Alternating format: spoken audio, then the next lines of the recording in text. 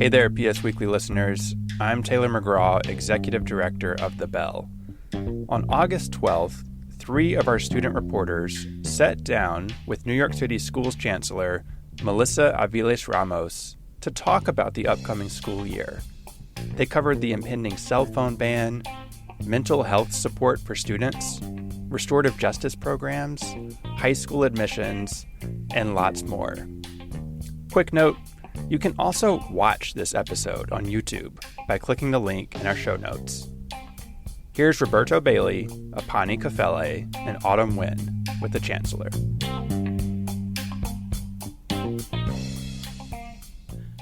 All right, so I'm Roberto, and we just want to first thank you for sitting down with PS Weekly.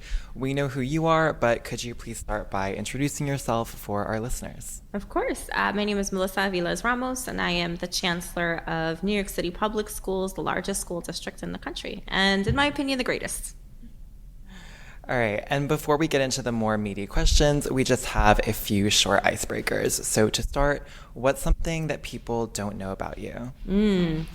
I don't think too many people know, even though I've talked about it, that I went to Catholic school my entire life. So people find it a little ironic that I run a public school system, but I don't like the fact that my mom had to make these sacrifices because there wasn't a good public school in our neighborhood growing up in the 80s and 90s.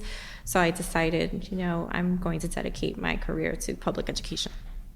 All right, and what's on your summer reading list? My summer reading list. Oh boy. I have been doing a lot of leadership books. So reading a lot about how you can move teams and inspire them and build morale. So I have about 5 or 6 different texts going on, and I have the spreadsheet. I'm kind of a book nerd, so I create a Google form where I put notes and quotes, and then I pull it into a spreadsheet to kind of look at my themes. It's a lot, but that's how I keep track of reading 5 or 6 different books at the same time. Got it. We'll do one more. Who was your favorite teacher? My favorite teacher was my English teacher. Her name was Natalie Ryder. I met her in the 7th grade.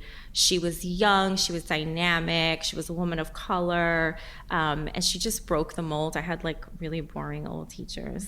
And all of a sudden I had this really cool person who told me I was a reader and a writer. I said I wanted to grow up to be a writer, and she says, you already are, and that just changed everything for me. All right. Okay, so we're approaching your first day of school as Chancellor. What do you want to say to students as we get ready for a new school year?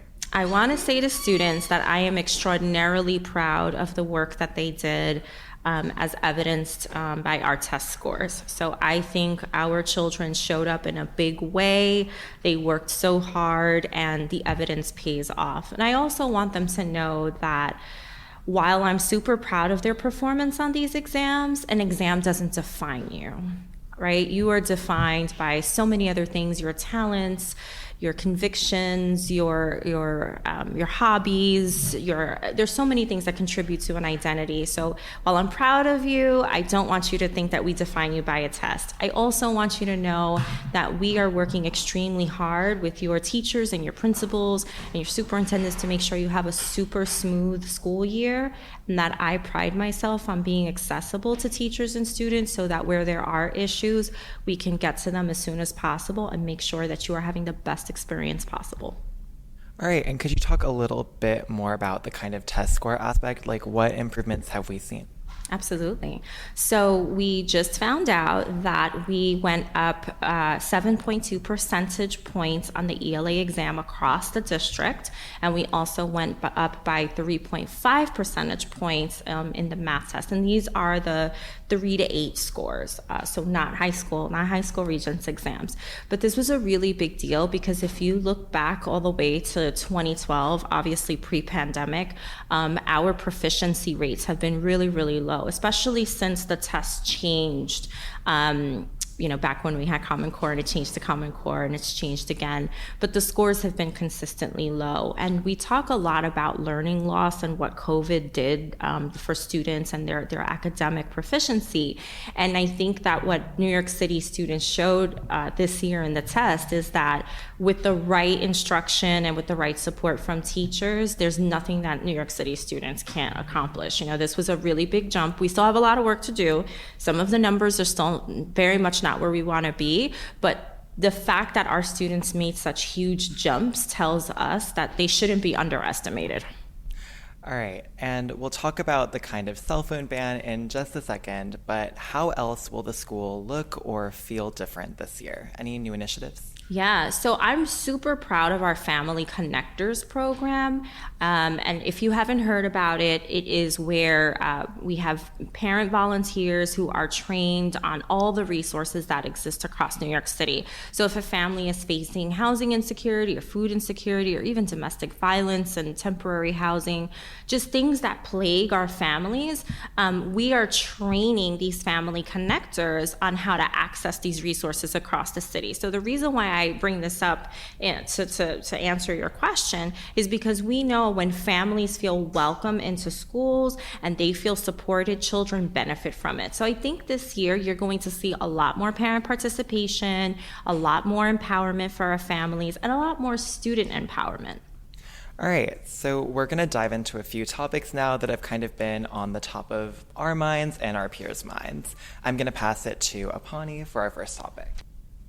Hi, my name is Aponi Kafele. Now I'm going to be a senior in high school. Hey. And I wanted to ask you about the upcoming cell phone ban. Obviously, we're coming into our next year, and there's a lot of questions on the student ends around, what is this going to look like in our schools? I think some of my friends, my school is really generous enough to send us a survey on, how do you want it to show up in our school?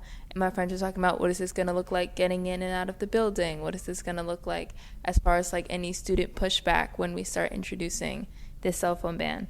So what would you say to students who maybe feel anxious about what this might look like in their school? I would say I totally understand. My own daughter is a New York City public school student. She's a middle schooler, and when she heard me do an interview the other day, she's like, this is real? It's really happening? How could you guys take our phones? And I said, you're going to be fine. So what I would tell New York City students is that we need to make sure that the adults are very much paying attention to you and that you feel supported in this process, right? There is a little bit of a detox that's going to happen because we, not only you, but we are all attached to our phones. You see mine right here. I don't want to be hypocritical about that, but we want to create distraction-free zones for you where you can center innovation, creative thinking, and yes, use technology, but in a way that is going to really foster education and critical thinking. That being said, I was a principal and I collected cell phones, and I know sometimes that the logistics can be kind of crazy. So we sent out a survey to our principals, and we really focused on the principals for whom this is new to make sure that they are ready. Picking one of the 3 preferred methods, which is, storage locker, one of the pouches, or collection, depending on the size of the school, and that they're connecting with the families and with their school leadership teams to design a policy that's in compliance with the law and with our chancellor's regulation, but one that suits the community's needs. So I think what we also should do is establish an escalation process so that way families and students can also say, hey, I know that this is a law, but it doesn't kind of feel right in my school. So that way we're hearing directly from you all as we roll out this process. But more than half of our schools already do this, so we're really focusing on the other half that is for whom this is new. Yeah, I want to speak more on the escalation process as far as you're saying. How can students, even though sitting at home once we go into the school year, what is a website or someone they should reach out to if they're like, hey, I think the situation at my school is evolving. Who can I reach out to? Yeah, that's a really great question. So right now we're working behind the scenes to figure out what that communication method is going to look like, and then we will very much advertise it so that way you are all aware of it and get that information out to you. Excellent. Okay. I think that's all we have on the cell phone ban. That actually fits really neatly into student voice, though. I think a lot of students, even such as myself, as I've kind of gone through the 4 years, you just discover there are new ways that you can contribute to your school, but you tend to realize it later on. how can students who maybe don't feel like they're being heard in the school system, what are resources they can go to, or what are places they can go to kind of contribute more into their community? That is such a great question. And I think there are a couple things. One is we need to make sure that our schools have a really solid communication plan, both a family and student communication plan that's really advertising the opportunities at the school level, at the district level, and at the central level. And what are the criteria to be involved in some of those programs, right? So we're going to do a better job of that. I'm making notes as you're saying these things because I have a principal and student and superintendent advisory council as well as a student advisory council, and these are all things that I want to talk to them about on how we can strengthen them logistically. The other thing is really making sure that, so one of the things I do is when I go on school visits, I actually collect student information and invite them to come back to meetings with me here at Central. And one of the things that's resonating with me is kind of like having a borough point person at the superintendent's team.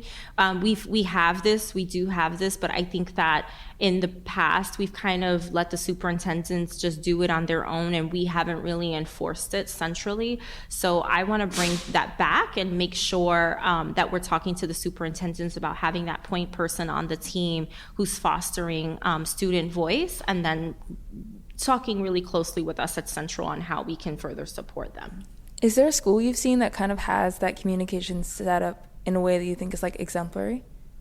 Yeah, so there are a couple of schools. One that stands out for me is on the Roosevelt campus in the Bronx, Michael Barakat High School for Law and Community Service.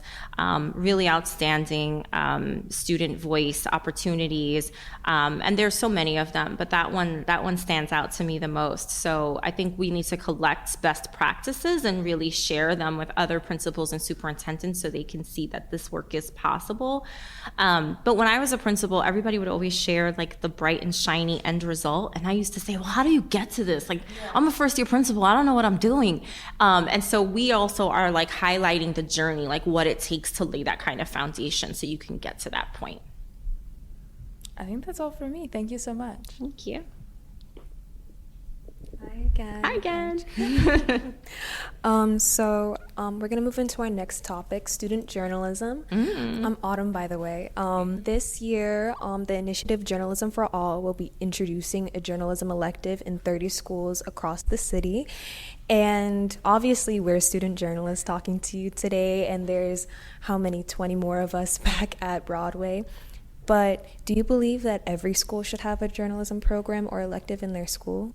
I absolutely do. And we have more coming on the student journalism front that I'll be happy to talk to you about in the near future. But it's very important that we foster student journalism across every single school. Fun fact, I was a student journalist and I used to drive my teachers crazy and run around. I thought I was going to be a journalist, and I realized I didn't like cameras. The irony of what I do for a living. But that's what I said, maybe I'll just be an English teacher instead. That sounds better. And I remember that experience teaching me how to ask the right questions, how to research, the difference between questioning authority versus being seen as someone disrespectful or insubordinate, right? Like, young people have a right to question the world they live in and the systems and structures that are guiding them. And if we foster that in a very positive way, then we are going to have critical thinkers who are really engaging with their communities and building those leadership skills. Since it sounds like you're really for it and you were yourself, so then how do you plan to support the Journalism for All schools and student journalism in New York City? Yeah, so these are things that now we are paying attention to centrally. I think in the past, at least when I was a principal and a superintendent, a lot of people were doing different things, and we didn't really have like standardized expectations or a central initiative that supported the schools with resources and training. So that's why it's so important that we do things like Journalism for All, because you're in a school, if you're only talking to yourself and to your peers, it's not helpful if you're not thinking through these logistics and other pieces with other school leaders and other teachers and other students. So creating that community of like-minded folks who can learn from each other and get special training and get that that support is really important when we think about expanding these programs across schools. So you're saying you plan to expand these kinds of programs across all New York City schools? I'm saying that that would be ideal, and that we're looking at the ways that we can offer support so we can figure out what expansion looks like very successfully.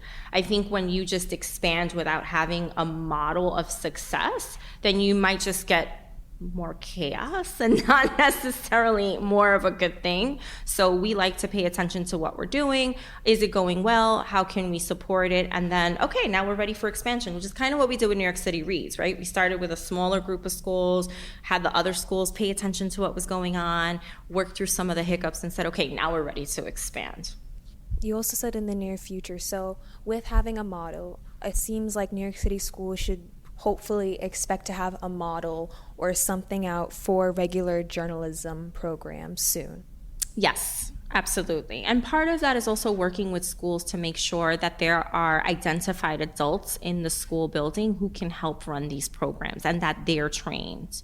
Just because you are an English teacher or a social studies teacher doesn't mean that you are a journalist and that you can run a journalism program. So we want to make sure that whatever adult is willing to do this, that they are trained, that they are a source of information, and that they're really someone who can lead this charge in a school. Yeah.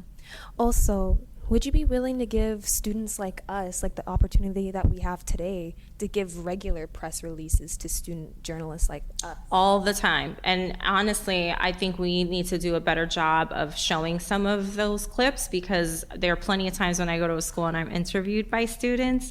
And so we want to make sure that your work is being shared broadly. But I love working with student journalists. I happen to think that student journalists ask amazing questions. Obviously, they're super relevant because you're living the experience in the moment. And, I want to make friends with you before you're working for the New York Times and Chalkbeat, so that way we have a good relationship, right? Like, why wouldn't I want to do that? Yeah. Let's a bit transition. Even this still has to do with student voice, though. There's been a lot of critics and a lot of controversy around restorative justice in schools now. There has been a vote upheld to the city council, and I believe you too, about banning it in every school.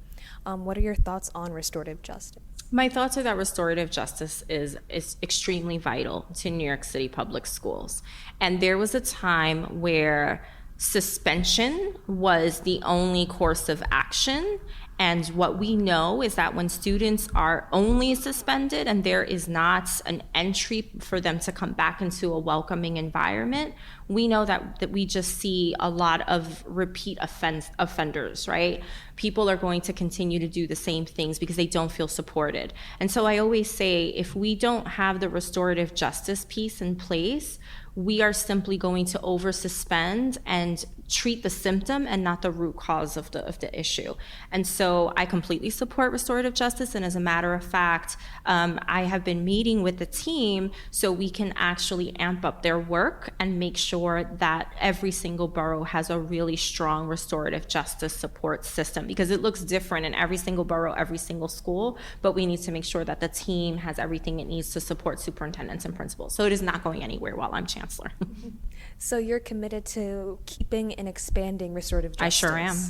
Alrighty. So then how are you making sure and working with schools to make sure that restorative justice isn't being abused or misused in any kind of way? Such a great question. So first of all, it's defining restorative justice, right? I think that many people think about restorative justice and they think it's just the restorative circles. There's so many other things that go into a restorative justice plan. For example, if a student is suspended, because unfortunately there are some acts that warrant a suspension according to the discipline code, but we want to make sure that schools have what we call a re-entry plan, and that when students come back in, there is an opportunity to let that student know your mistake doesn't define you and what caused you to commit this act. What's going on? How can we pair you with mental health support, with peer-to-peer support, some sort of extracurricular activity plan that's going to make you feel more part of this community, so you won't harm the community, because when you feel a part of it, you don't want to harm the community that you're so closely attached to, right? So I think defining it across the system is very, very important. The other thing is making sure that our principals and superintendents are truly invested in restorative practices. So sometimes that's a mindset shift, and making sure people understand that the tough discipline that some of us grew up with, we need to turn over a new leaf, and we need to talk about the root causes, and not just punishing students without asking why something is happening. So a lot of that training is also something that we need to do. And then looking at the places across the districts where it's not happening. What are suspension rates looking like? Which student groups are being suspended more than others? What are some of the incidents and the infractions that are causing this, that are raising the suspension rates? Those are things that we need to do that deep dive, and then working on a school-specific plan. Oh, thank you. And I kind of have a two-parter question Sure. to finish out for me. The first one is, it seems like you're very strong in expanding restorative justice, and I'm hearing dismantling the school-to-prison pipeline, especially in New York City schools.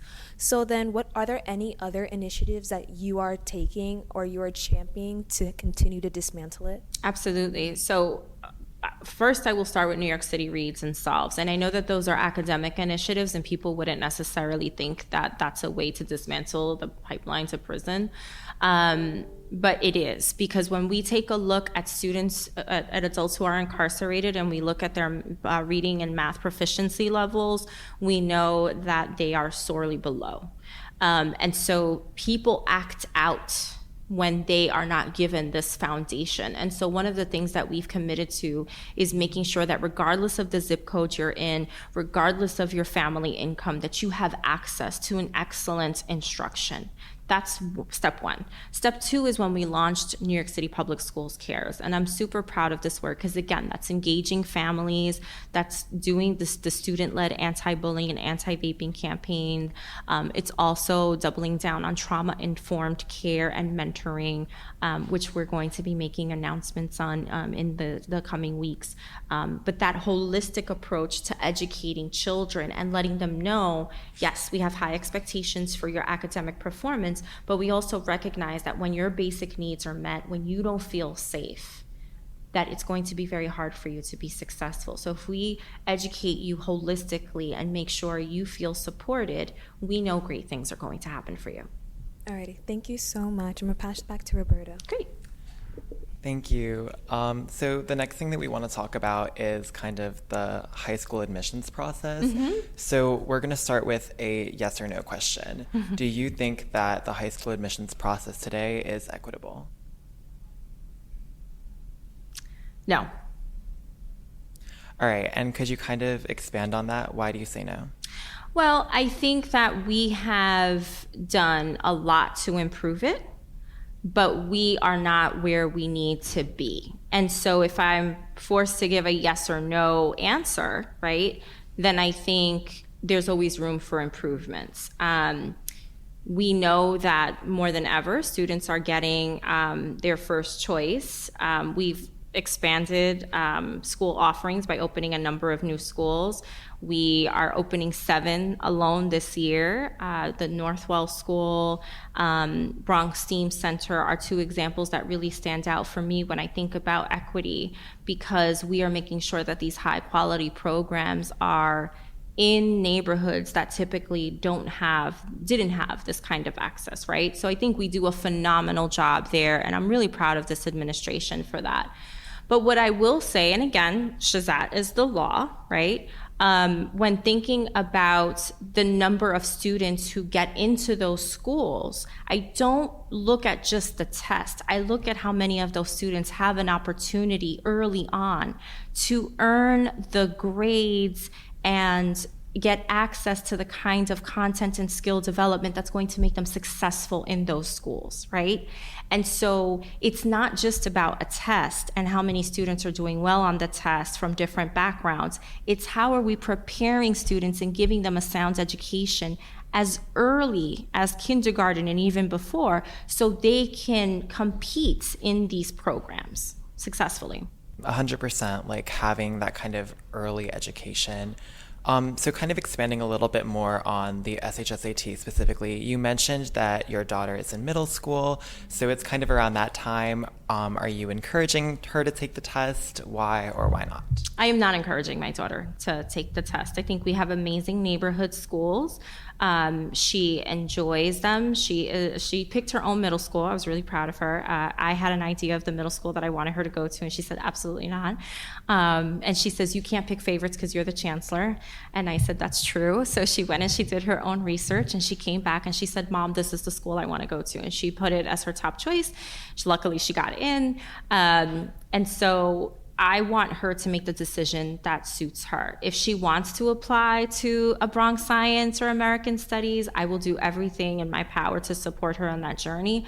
But am I encouraging her? No, because as I opened with my advice to students, I don't think a test defines you. I think you can do wonderfully in any school that is a welcoming and supportive environment for you. And don't get me wrong, I think our specialized schools are amazing. But it's not something where I'm saying my daughter must attend one of these schools. She's going to go where she feels best. All right. And last kind of question on this topic. Again, you mentioned like really preparing children early to have the resources necessary so if they want to, they can take this test and be like adequately prepared.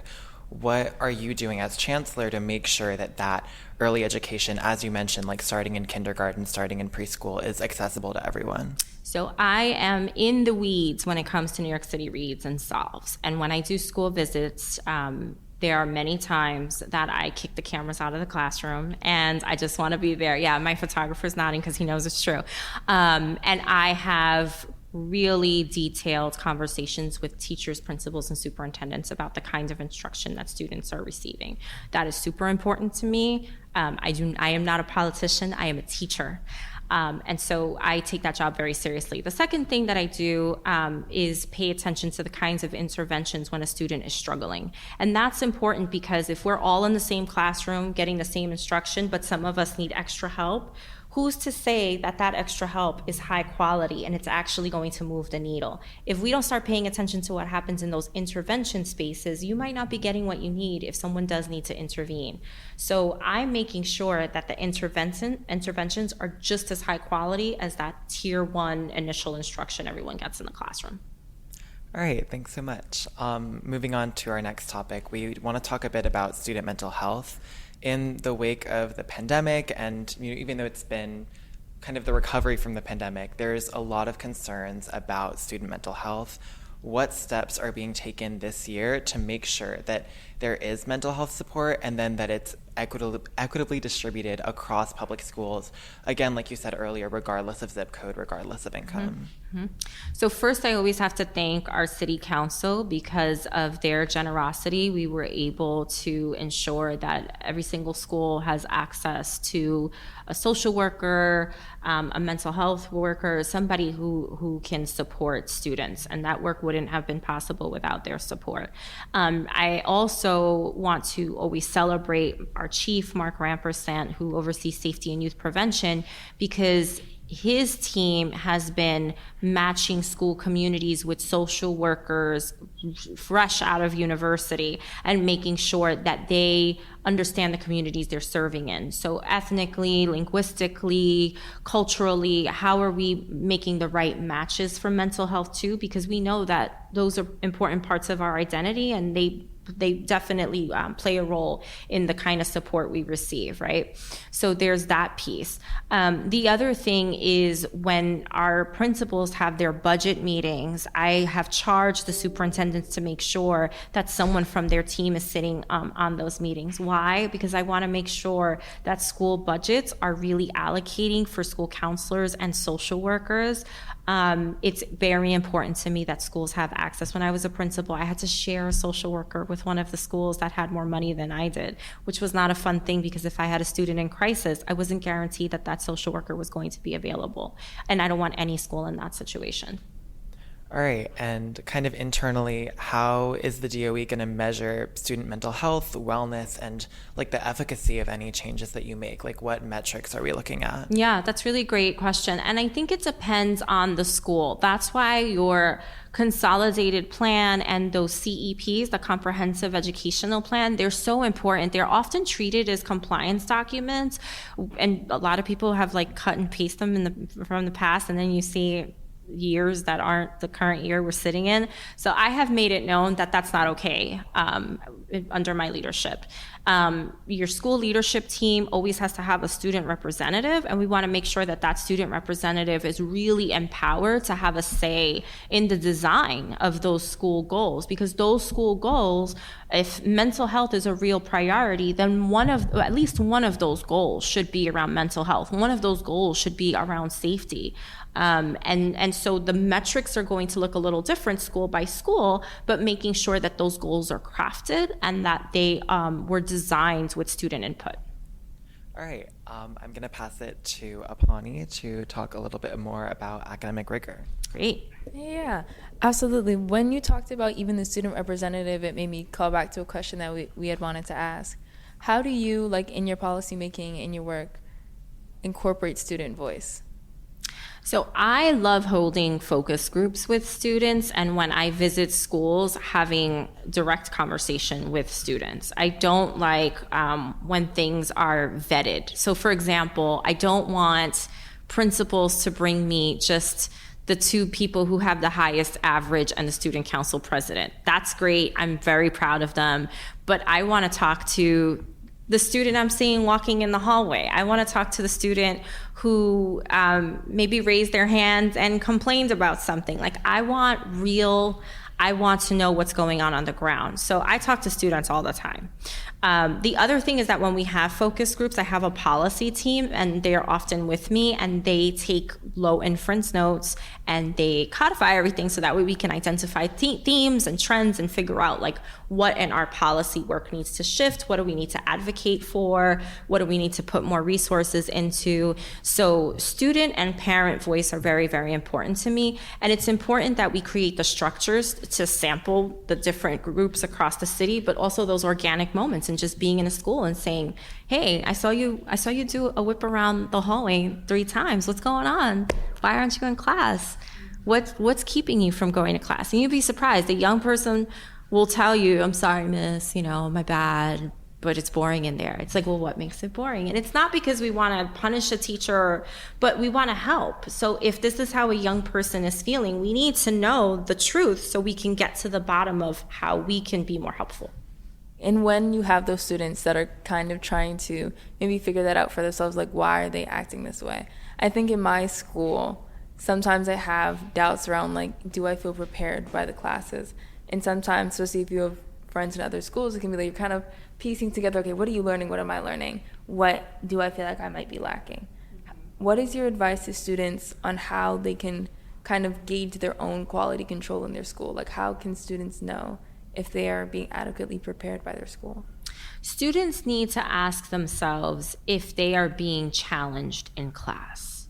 And they need to know what challenge means. I don't mean that you're getting 20 pages of homework, but it's not necessarily helping you build a skill. Are you being prompted to think for yourself, to ask questions, to engage with adults in a way that is productive and not just being fed information and then you regurgitate it on a test and congratulations, you got an A? Like, are you being taught to think? If you are not being challenged, you're just getting a bunch of work, right? Like, I think that's an important distinction. I've in the past, I've worked with many schools where the kids are saying, I have 3 hours of homework. And I look at the quality of homework and it's trash, right? Like, it's not anything that's thought-provoking. It's not helping develop any skill. I'm being completely honest with you. And so I'd rather a student have 30 minutes of homework, but it's project-based, and it's encouraging them to think and go out in their community and collect data and identify a problem, and how would you put together an action plan to address it, and which legislators do you need to talk to, and which school officials do you need to talk to make change. That's real challenge. That's real rigor. If we aren't teaching our kids to do that, then school is just kind of this compliance thing that you have to do until you're 18 years old, which why would we do that to children? We're not trying to produce people who are just receiving information. We need them to be producers and thinkers. Yeah. And especially that comes with more like what you're describing is almost like the overlooked soft skills of like critical thinking and working Absolutely. in teams. When it comes to classes like math or science, where you're kind of looking at like, okay, what are the harder skills or subjects that I feel like my school might be missing? Are there any websites or even criteria that the school has that a student can be like, okay, this is how I judge which subjects I should be learning? So, I'm really excited for you to see what we're launching in the upcoming school year, because I'm going to give you a little preview that I haven't given the press. Cover your ears, Alex. We really are doing this return to intellectual curiosity, and we're outlining what a classroom should look like, and what the teacher should be doing, what the students should be doing, and what the family should be doing and experiencing. So if you are a student in a classroom that's really fostering intellectual curiosity, then what does that look like and feel like for you? And this is how we build accountability, shared accountability, right? For the kids and for the adults. So if you're sitting in a classroom and you're like, none of these things are happening, this is not a challenging classroom, I deserve better. Now, in your school leadership team, your student council, your conversations with your teachers, with your principals, you are able to advocate for yourself. But it's really hard to advocate for yourself when you don't have a model for what it should look like. So we're putting out resources and information on like what this should look like in an ideal setting. That's excellent. Thank you so much. One more? I do actually. So I was listening to you talk about the SHSAT and the rigor. It sounds like you're very for project-based learning versus having regents and having these kind of punitive kinds of tests. So I think that there was a time when people were kind of doing whatever they wanted. And I say this because when I started teaching, there was something called tracks, and teachers would say, well, this student didn't really do well in my class, so they're not on track to be in an honors class, right? But then what would happen is that since we lowered the expectations for students, they got a very different school experience than their peer who's the exact same age and might have just tested better than they did. And so for me, it's really those building blocks that we're doing with Reads and Solves to make sure that students have those foundational skills, and that we see them for more than just a test. But I don't think that saying the Regents exam or any exam isn't good for our kids at all, because it does give us expectations for instruction. So we can't say that, well, you're not doing well, so you're going to be in a different class. Everyone is expected to meet these standards. And the Regents exams have been helpful in letting kids know if they're meeting those standards, right? That being said, that's one test, and I'm super happy that the state is moving in a new direction where Regents exams are just one way to graduate. There are so many other things that are going to be looked at as a profile of a graduate that will give you an opportunity to graduate from school. So I think exams have a place. They set the standard, they give us the expectation, so everybody knows that, these standards are not just for one group of student over another, but there are other things that come into play. As I mentioned in the beginning, a test doesn't define you. So how do we look at the other ways that speak to a student's preparation for graduation? So you're saying the state is soon gonna come up with a way with you to find other ways to graduate besides the Regents exam. So the state already did this. They pulled together a group called the Blue Ribbon Commission, and they came out with a proposal for multiple tracks for graduation. And we're learning more about that when what it looks like from the state. But what it essentially means in summary is that you don't have to just graduate based on Regents exams. There are going to be other ways that you can graduate. And that's exciting for students, right? And yes, to be very direct, I am a big fan of project-based learning. I think that it's interdisciplinary. I think that it's real world. I don't sit in a meeting and say, I am just going to focus on data, and then go into another meeting and say, now I'm going to focus on the politics of this. I have to be in a meeting with everybody who has a role in it so we can figure out how to solve the problem, right? And project-based learning is really about identifying an issue and coming up with a collaborative plan to address it. And that's what education should be, because that's what you're going to do in the real world.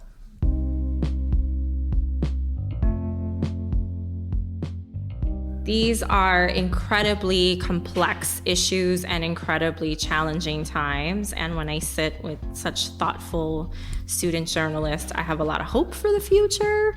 And so I want to thank you for giving me a great experience and asking me such thought-provoking questions. And I look forward to meeting with you guys again. So you should come back like at the end of the semester and tell me how I did. Just be like, you didn't do that. No, I'm kidding. It was great meeting you. PS Weekly is co-produced by The Bell and Chalkbeat New York. Our work is made possible in part by the Pinkerton Foundation.